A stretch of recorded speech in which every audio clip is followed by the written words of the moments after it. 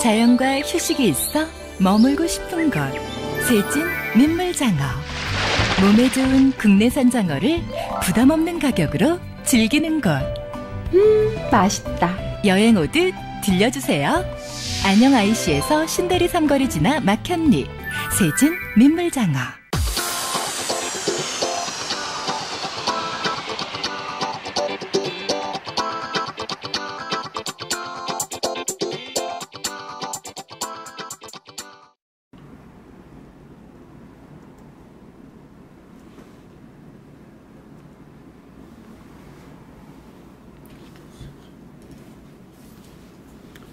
여러분 안녕하십니까. 생방송 패대기쇼 시간입니다. 자, 오늘 패대기쇼 2월 2일 2부 시간에는 한 주간에 있었던 지역 뉴스를 분석하는 시간입니다. 자, 한 주간 지역 이슈 분석 시간. 오늘도 역시 김학일 외교국방연구소 연구위원 나오셨습니다. 예, 안녕하십니까. 이규 전 서구의 의장님 나오셨습니다. 네, 안녕하십니까. 자, 이제 이번 시간은 우리 지역에서 한 주간 있었던 이 이슈 부분들을 아주 콕콕 분석하는 그런 시간입니다. 자, 딱 집어서. 자, 지난주에는 우리 충청권의 대망론에 불을 지폈던 우리 이한구 전 국무총리께서 1심 판결이 나왔어요. 물론 이제 1심에서 징역형이 나왔는데, 집행유예가 나왔는데, 그러자마자 이제 이한구 전 총리는 20대 총선에 불출마를 선언을 했습니다. 자, 어떻게 보세요, 우리 이한구 총리? 참, 성완종 회장의 자살 사건에서 말 한마디, 쪽지 하나가 다른 분들의 인생을 다 바꿔놓는 상황이 됐습니다. 특히 국무총리까지 내려앉히는 일, 또 이완구 지사께서는 이제는 뭐 20대 총선에서 불출마하는 일, 이런 것들이 생겼지만은 이거를 잘 확인을 하고, 또 하나는 여러 가지로 봤을 때 진상을 봐갖고 해야 되는데, 무조건 3천만 원을 줬다고 그래서 지금 법원 판결에서도 징역형이 나왔습니다. 이것은 한 사람에 대한 인생을 다 망가뜨리는 일이 아닌가, 확인이 더 해봐야 되지만은, 이제는 고등법원 대법원까지 가봐야 되지만, 이분에 대한 것이 얼마나 이게 참 비참한 일이냐. 지금 이완구 지사는 나는 결백하다고 그랬습니다. 내가 결백이 하지 않으면 내 목숨을 내놓겠다고까지 이야기를 했는데, 이런 부분에서도 이완구 지사는 결백한 게 아주 주장을 하고 있는 거죠. 네. 아무튼 그럼 뭐 앞날이야 우리 이한구 전 총리가 이제 불출마하고 뭐 유죄가 나온다면은야 뭐 정치 인생은 끝나는 거 아닙니까? 그러나 이제 뭐 무죄가 혹시 나온다면은 뭐 이건 또 상황이 좀 달라지겠죠? 예, 맞습니다. 우리 충청 주민들은, 이 도민들은 사실은 안타깝게 여기는 부분도 있죠. 이게 만약에 사실이라면 당연히 벌을 받아야 되고, 그렇지 않다면 또 무죄가 돼야 된다는 건데, 이완구 총리의 첫 번째 처신이 너무 잘못됐다라는 거예요, 이게. 그렇죠. 예, 처신이. 이게 진실은 있는 건데, 그거를, 오히려 진실대로 얘기했다 하면, 그런데 그걸 좀 덮어보려고 어떻게, 섣불리 얘기한 부분들이 화가 된 거죠. 그렇죠. 오히려 진실을 진실대로 얘기했다 하면, 그렇지 하지 않았을까. 본인이 지금 얘기하는 목숨까지 내놓겠다 하는 진실이 있을 거라는 생각이 들어요. 그런데 그 진실을 진실대로 그냥 얘기했다 가면, 그런데 나는 생판 모르는 사람이다라고 했기, 이 한마디가 결정타였던 거죠. 그냥 아는 것도 진실이기 때문에 나는 이분을 잘 안다. 그러나 돈을 받았는지 나는 안 받았는데 측근이 받았는지 모르겠다. 그리고 갈아보겠다, 뭐 하겠다. 이랬다면 이분이 지금의 이 순환을 다 겪지 않았을 거예요. 살아나는 거예요? 예. 아니 이 순환을 겪지 않. 네, 예. 진실. 내가 성완종을 잘 안다. 성완종 전 회장을 잘 안다.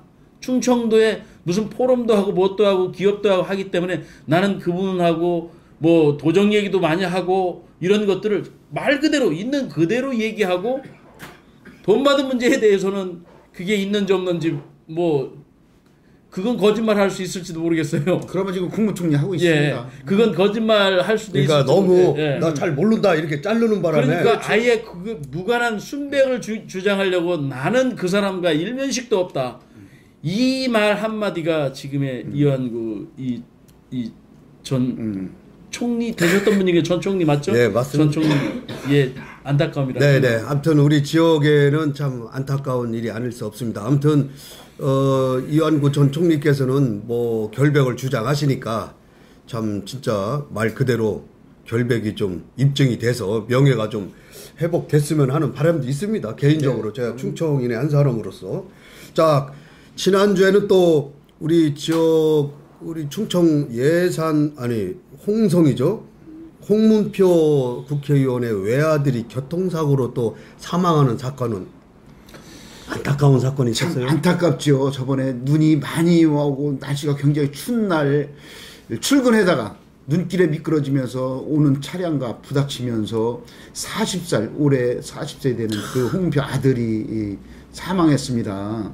그 아들이 사망한다는 것은 참 최고의 애아들인데도 불구하고 이렇게 했는데 그동안 보면은 뭐 이주일 씨도 그 애아들인데 코미디언 코미디언 이주일 아들도 이렇게 됐고 저는 참 가장 슬픈 게 이제 송혜 씨 그 아들도 애아들인데 돌아가셨지만은 대법원 판사를 했던 분이 있는데 그분이 아들이 유학을 갔다 하버드 대학을 가서 누군데 대법 판사요? 있어요. 근데 이름을 잘 잊어보는데 그분이 쓴 글을 보면서 진짜 눈물 흘린 것이 아들 하나 공부를 잘해가지고 하버드 대학 갔는데 휴가를 온 거예요. 여기를 잠깐 휴가라는데 교통사고 뺑소니에 쳐서 죽어가지고는 이분이 그 대법원 판사까지 그만두면서 시골로 떠나갈 때 그 말 한마디가 그 마지막에 있습니다. 나는 시를 남겨놓고 조상한테 받은 이 시를 남겨놓고 가야 되는데 시를 못 남겨와서 죄를 짓는 거라고 하면서 시골로 떠난 그런 내용이 있습니다. 저도 애 아들 하나밖에 아들 하나밖에 없습니다만 참 이런 일이 겪으면서 참 슬픕니다. 자, 제가 예전에 제가 학창 시절 때 우리 선생님 한 분이 인명은 제 차다. 예, 차에 달려있다라고 그렇게 얘기했던 적이 제가 갑자기 생각이 납니다. 왜냐면 그분 이제 이런 걸 보면은 진짜 인명은 제 천이 아니라 제 차가 아닌가 막 이렇게 생각도 듭니다. 어떻게 보세요? 홍문표 의원 아들 사망. 참. 아니 이건 무슨 뭐 안타깝다라고 말로 표현이 그렇죠. 할 수가 없는 거죠. 이게 뭐 그 평생 아이를 잃으면 평생 가슴에 묻고 가야 되는 이런 쓰라린 아픔인데 또 그리고 이분은 또 그런 슬픔도 또 표현을 할 수 없는 그런 신분이에요. 또 이게 지금 정치 이제 곧 선거판이 지금 70일밖에 안 남았는데. 그러니까 이게 이 아들을 잃은 슬픔을 사람들한테 다 만나가지고 어떻게 늘 또 웃으면서 가서 또 해야 되는 이런 대중적인 분이신데 대외 활동을 열심히 하시는 분인데 이중적인 고통이 있지 않을까 이런 생각이 있고 또 그런 슬픔은 또 많은 사람들하고 나누서 또 접촉하고 그렇게 해서 이분이 그 슬픔을 잊고 다시 그렇죠. 그 정상의 위치에서 열심히 그 국정이나 이런 걸 해주셨으면 하는 그런 바람입니다. 아무튼 우리 차 운전을 다 하고 계시잖아요. 그러니까 운전하시는 분도 그러니까 조심해야 되고 보행자도 진짜 안전을 위해서 조심해야 되고 우리 다 같이 아무튼 교통사고 없는 그날 될 때까지 노력 좀 해주시길 바랍니다. 자, 지난주에는 또 우리 지역의 대전시 행정부시장의 송석두 충남 부지사가 취임을 했나요? 부임을 했네요. 하고 또 충남 부지사에는 윤종인 또 청와대 그 지방자치 비서관이 또 왔어요.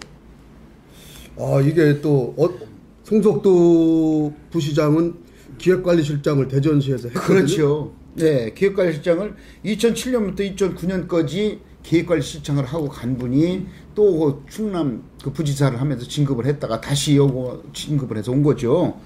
근데 이분은 대전고등학교, 서울대학교를 졸업하고 자치행정부에서 있었지만은 충남도에 있었고 대전시에 근무를 했던 분인데 뭐 착착 이 진급이 돼갖고 온 분이고 또 똑똑하고 하기 때문에 아마 대전시가 잘 될 거라고 저는 생각을 하고 있습니다. 이런 분들이 와서 좀 뭔가 이렇게 지방자치를 하는데 좀 도움이 되고 또 좋은 일을 해준 이런 아주 바람이 있는데 이분이 권선택 시장이랑 얼마나 잘 맞춰서 해나갈는지 지금 아직 모르고 있습니다. 근데 이제 이게 좀 껄끄러운 게 있어요. 뭐냐면은 이 송석두 지금 부시장이 전 충남 부지사로 있을 때 그 4년 전부터 계속 그 대덕구의 국회의원 출마설이 계속 나왔습니다.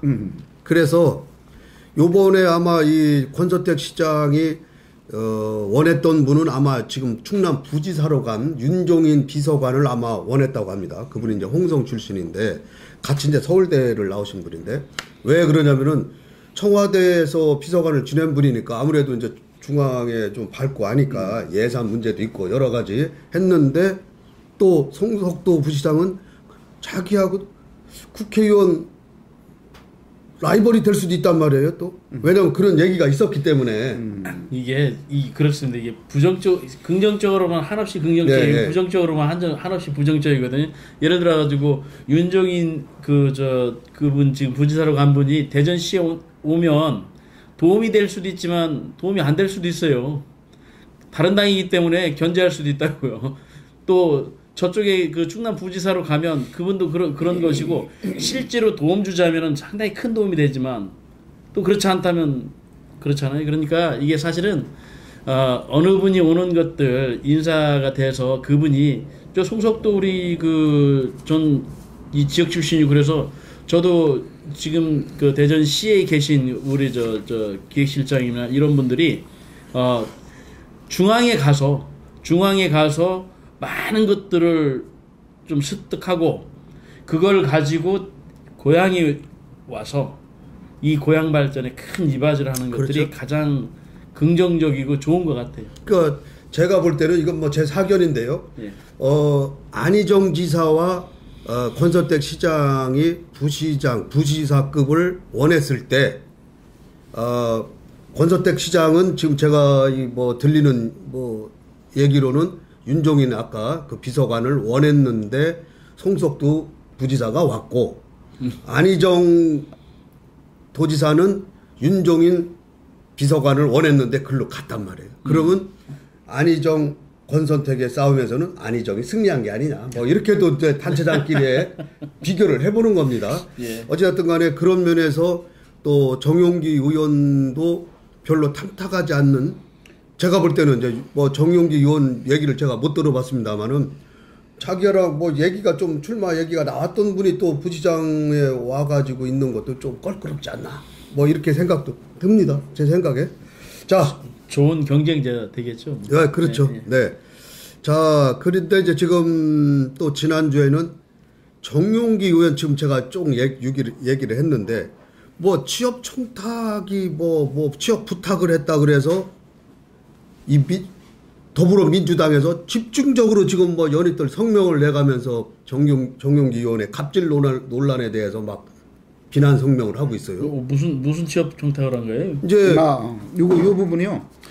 대전에 유명한 중소기업을 이끌고 가는 아주 그 대표가 있습니다. 그분의 아들과 며느리와 아들을 갖다가 같이 딸과 사위네요. 딸을 어느 종합병원에 이제 취직을 시키는데 면접을 본 상입니다. 면접을 봤을 때 아마 정용기 위원장과 그 병원 원장과는 대전고등학교 선후배지간인 것 같아서 거기다가 이렇게 면접을 보는데 조금 이쁘게 봐줘라. 그렇죠. 봐주려는 것 중에 하나는 이게 부부가 같이 똑같은 시간에 똑같은 지역에 똑같은 회사에 취직을 하니까 어떤 불이익을 받을 수 있기 때문에 그런 불이익을 주지 말라. 응? 그 역차별을 하지 말아라 하고 하는 그런 쪽에서 이야기를 했다고 그랬는데 그것이 이게 꼭 그것만이 아닌 것 같아서 지금 신문이나 지상에 이렇게 말썽이 되고 있는 겁니다. 아니 이게 지금 정용기 의원이 지금 국회에서 카카오톡 이거 하는 게 이제 잡혀서 네. 그 얘기가 나온 게 아닙니까? 네. 정용기 의원이 초선이라 그런 걸 몰라서 그럴까요? 그게 잡힌다는 거 다 알고 있을 텐데, 그죠? 그것 때문에 의도적으로 이렇게 왜 하는 것도 있지 않습니까? 옛날에 김무성 대표의 네, 그렇죠. 예? 누구랑 만난 거. KY 뭐 이런 거라든지 또 그 문재인 전 대표의 그 김현철 씨 그 뭐 그런 내용들 그런 거는 모르고 이렇게 했다는 게 아니라 그 의도 이렇게 하는 거 그건 아닙니까? 의도 같은데 이건 의도 아닌 것 같은데.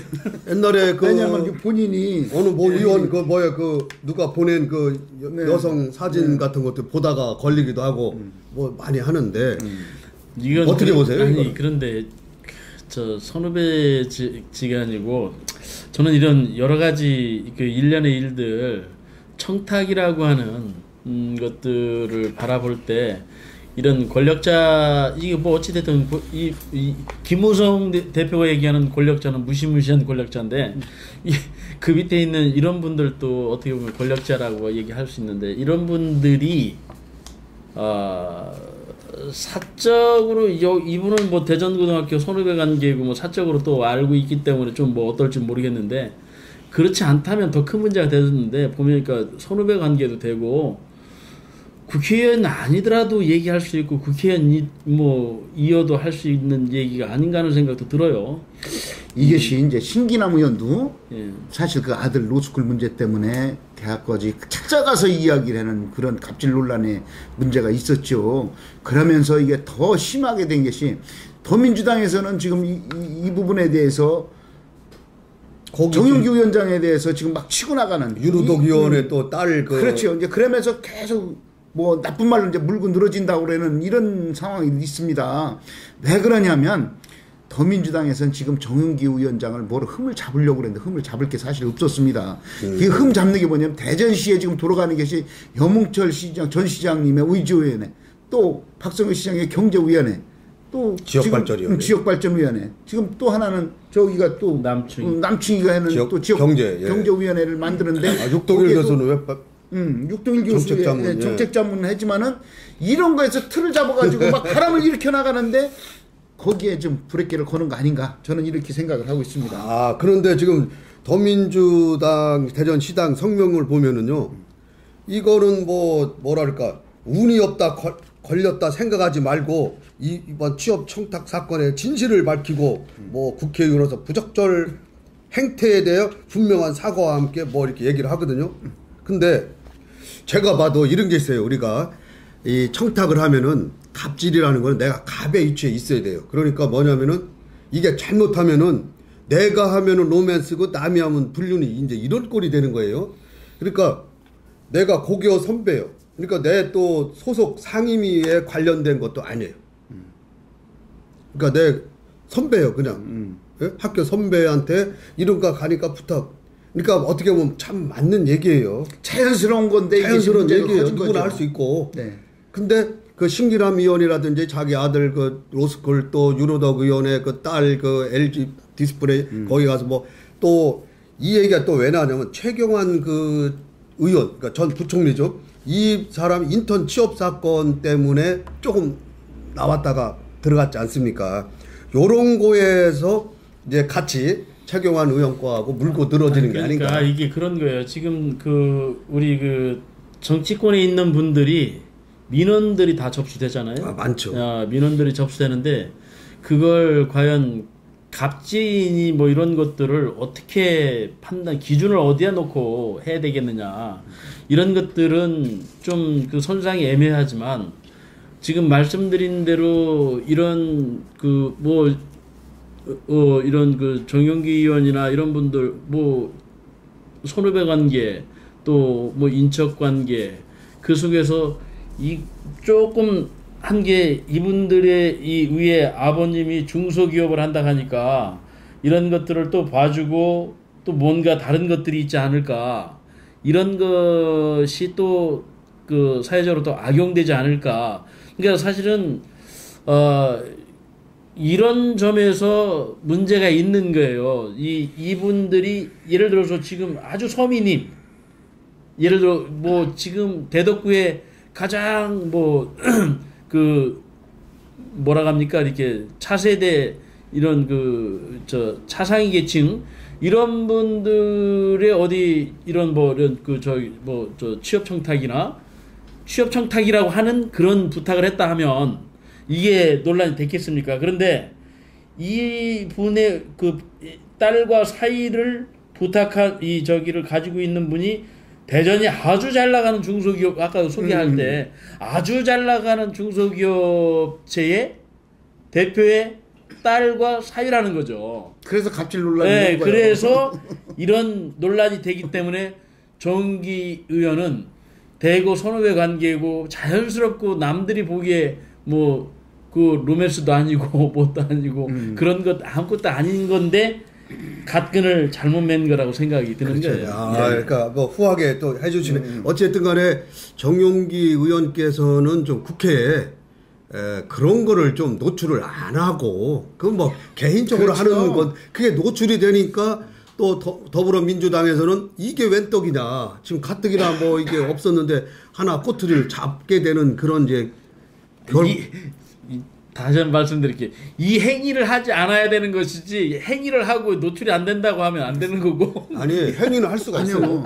이거는 이 인간관계를 끊자는 얘기입니다. 이런 거는. 국회 회관을 가면은 2층에서요 그 밑에서 일어나는 영상을 다 찍습니다. 근데 이게 둥글게 돼 있어서 저짝선 여기를 찍고 이쪽선 여기를 찍고 계속 찍어요. 그렇기 때문에 거기서 전화기를 들고 있으면은 다 찍힙니다. 그거는 조심을 해야 됩니다. 하여튼 뭐 그렇습니다. 네, 아무튼 뭐 근데 뭐 그렇게 우려할 만한 상황은 아닌 것 같으네요. 왜냐하면 이제 갑질이 네. 자기 같은 소속 상임의 힘을 쓸 수 있는 데도 아니고 고교 선배고 또 잘 아는 뭐 이렇게 해서 뭐 어떻게 보면 인지상정인데 또 야당에서는 뭐 가뜩이나 꼬투리 잡을 게 없는데 이런 거라도 잡으면은 계속 뭐 물고 늘어 제 그렇죠. 정치 공사를 또 해야 되겠죠. 네. 그러나 이게 뭐 길어서는 또 역풍도 있습니다.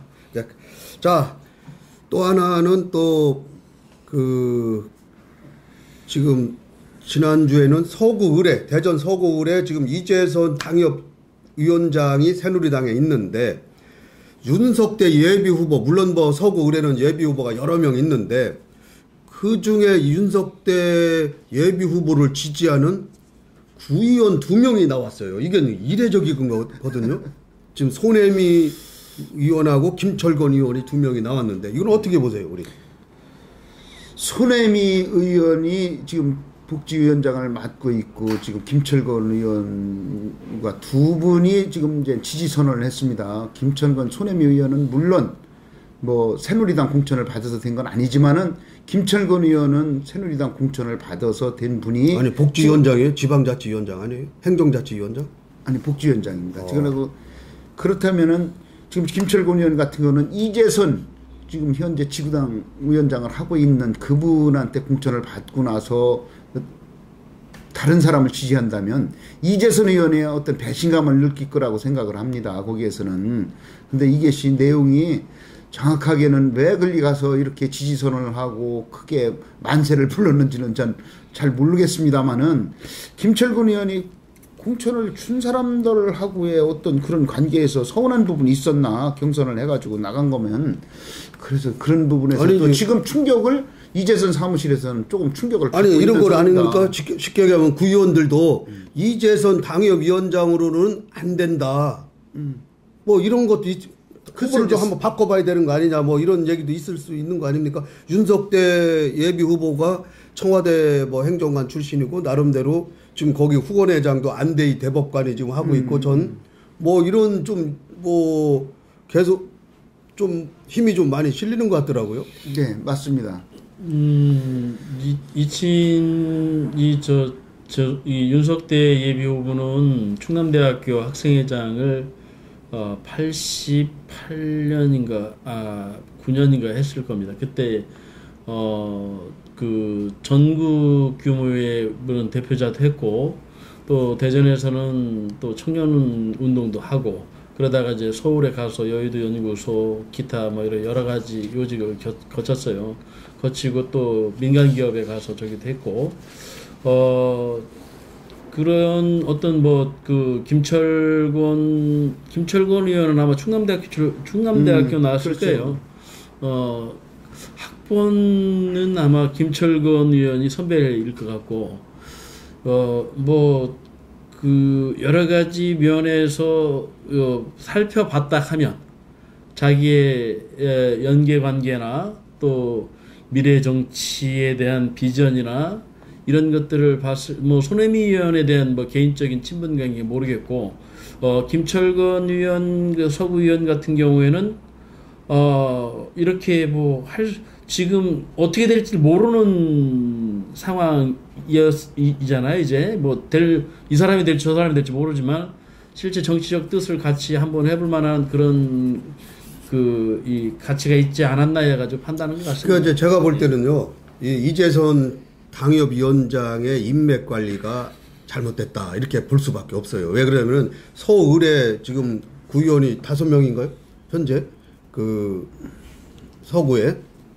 근데 그 중에 지금 2명이 벌써 그 예비 후보를 지지한다는 거는 이거는 그 당협위원장한테 지대한 도전이거든요. 그러니까 나 다음에 당신이 당협위원장 해도 2년 후에 나 공천 받을 생각이 없다는 얘기입니다. 그리고 2년 후에 당신이 당협위원장 하고 있다는 보장도 없고 이런 얘기거든요. 그렇죠. 그러면은 손혜미 의원은 더불어민주당에서 넘어왔지 않습니까? 네. 그렇기 때문에 빚이 없습니다. 빚이 없어요. 예, 그러니까 뭐 갈 수 있고 김철건 의원은 제가 볼 때는 경선을 해서 후보가 됐어요. 가번. 그러니까 이 구의원을 선정하는 데 있어 가지고 내가 공천을 이재선 위원장이 줬다고 생각을 안 합니다. 경선을 한 사람들은 내가 잘나서 된 거지 그걸 아셔야 돼요. 박병석 사선 의원께서 더불어민주당 저한테 한 얘기가 있습니다. 구의원을 무슨 놈의 경선을 하냐. 자기가 갈래를 타서 이렇게 조정을 해서 주면 되지. 왜냐하면 조심하세요. 여기. 아니요, 맞아요. 아니 그 얘기를 했습니다. 저한테 제가 했기 때문에 그래서 제가 맞다고 맞장구를 쳤는데 구의원 경선을 해서 경선을 하면 그분들이 누가 가번되고 나번되고 뭐 이렇게 하면은 그분 좋아할 것 같습니까? 안 좋아합니다. 그 생각을 안 합니다. 당연히 경선을 해야죠. 지금 이제 경선에서 문제점이 뭐냐면 지금 이재선 위원장 사무실에 시의원이 3분이 출마했던 사람들이 둔산 1, 2, 3동에서 했던 이의돈이도 사무실에 오질 않고 지금 월평 1, 2, 3동 만년동에 나왔던 김옥호 의원도 오질 않습니다. 또 하나는 이쪽에 그 용문 탐방 갈말리에 있던 황우상 의원마저도 지금 운영위에 나오질 않고 그 3분들이 한 명도 선거 끝난다면 오는 사람이 한 사람도 없어요.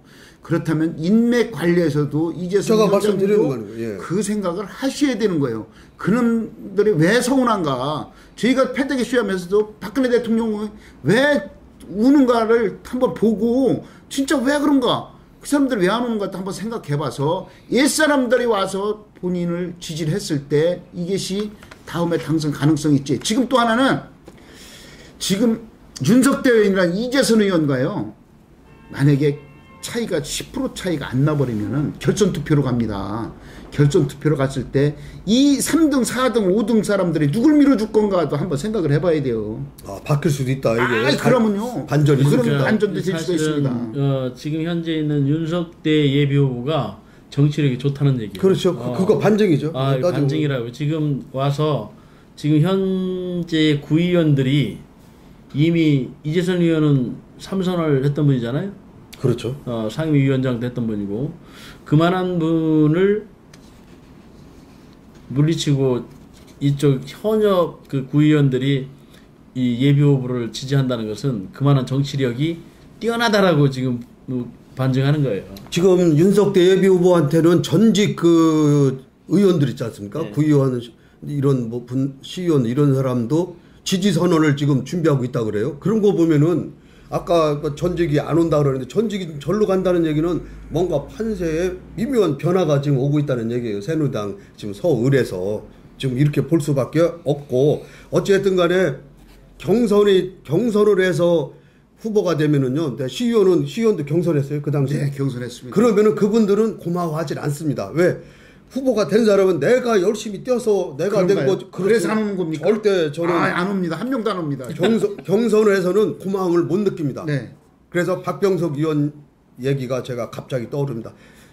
조정을 다 문제가 안 되게 후보가 예를 들어서 2-3명이 나오면은 야 이번에는 얘가 공천을 주겠다. 너는 좀 이번에는 참아라. 내가 뭐 할게 뭐 이렇게 해서 다 다독거리고 다 대화로 해서 그걸 풀어서 아무 문제 없이 조직에 이게 나가는 게 그래서 일사불란하게 가는데 경선의 장점도 있지만 단점은 절대 된 사람은 안 된 사람이 저 된 사람을 밀어주질 않는다. 아, 그렇죠. 그건 절대적입니다. 그런데 지금 말씀하신 것은 민주적인 원칙에는 한참 우배되는 얘기입니다. 아니 제 얘기는 구청장이나 뭐 시장이나 네. 뭐 이렇게 국회 이런 분들은 경선을 해서 워낙 하지만은 기초 광역 이런 데는 굳이 뭐 그렇게 왜냐면 일반 유권자들이 알지도 못하는 사람을 경선에 붙여서 뭐 한다는 얘기입니까? 그러니까 공천 아예 네? 그러니까 아예 예전에 뭐 그런 이게 좀 길어지는데 공천 자체를 기초 그런 저기에는 없어 그 안 한다는 것들이 줄 세우는 것들을 안 하는 그런 그 원천적 방지책이라고 저번에 말씀드렸잖아요. 네, 그러니까 사실은 거기는 공천이라는 것들이 없어야 되는 거예요. 정당 공천이라는 게 없어야 된다고. 안철수 의원이 예. 지난번에 최고 주장한 경우는 기초의원 공천제를 없애겠다는 예. 걸 가지고 시작했을 때 사람들이 많이 모였었습니다. 근데 결국 들어가서 뭐 새로운 걸 만든다고 그래서는 김한길 의원이랑 같이 했지만은 그것이 없어지는 바람에 안철수 의원이 조금 좀 인기 없는 거죠. 자, 지난주 마지막으로 이제 지난주 한 주간에 있었던 얘기는 지금 뭐 새누리당 아까 대전시당 위주dom위원회 염봉철 의장, 지역발전위원회 뭐 박성효 전 시장, 또 경제발전 뭐 특별위원회 남충희 전 경기부지사, 뭐 정책자문위원회 뭐 육동일 충남대 교수, 와 이런 진짜 멋지게 지금 출발을 했는데 그 중에서 염봉철 전 시장이 맡고 있는 위주dom위원회도 새를 불렸지 않습니까? 네. 의원을. 근데 박성효 전 시장도 지역발전 특별위원회의 그 회원을 의원이죠. 그걸 위원이라고 그러죠. 320명에서 660명 한 2배 이상 불렸어요. 그렇습니다. 그 명단을 보니까 야 이분들 시내 대전에 뭐 좀 끼는 사람들은 다 모여 있더라. 네. 그 중에서도 이제 남충희 경제발전 특별위원장은 또 1차에 이제 30명만 했다가 2차에 500명을 만들어갖고 530명으로 또 만들었습니다. 그래서 이 세 분들이 지금 세 싸움이 벌어졌어요. 응? 세 과시에는 싸움이 벌어졌어요. 뭘 육동일 교수님께서는 지금 아주 조용하게 있으면서 자기 것만 지금 현재 그 한 300명 되는 거 관리만 하고 있고 더 이상 불리질 않고 있는데 이분들은 아주 그냥 막 500명, 600명씩 해서 전부 세를 과시를 하고 있습니다. 그러면 세 사람에 1000명이 넘는데 대전에 그 1000명 빼면은 뭐 야당은 누가 그러니까 정용기 위원장이 이번 선거를 이겨야 된다는 목적을 가지고 거기에다가 바탕을 깔아놓은 거죠. 그러니까 누가 와든 어떤 지역에 오든 무조건 다 당선시키겠다는 그런 거예요. 그러니까 그 정당에 운영하는 게 있어서 사실은 정용기 새누리당 위원장이 상당한 이 머리를 썼다.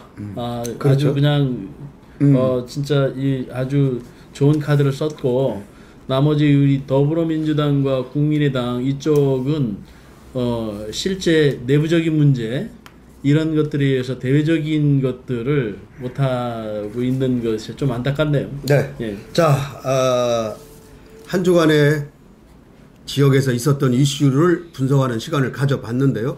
오늘은 또 우리 국민의당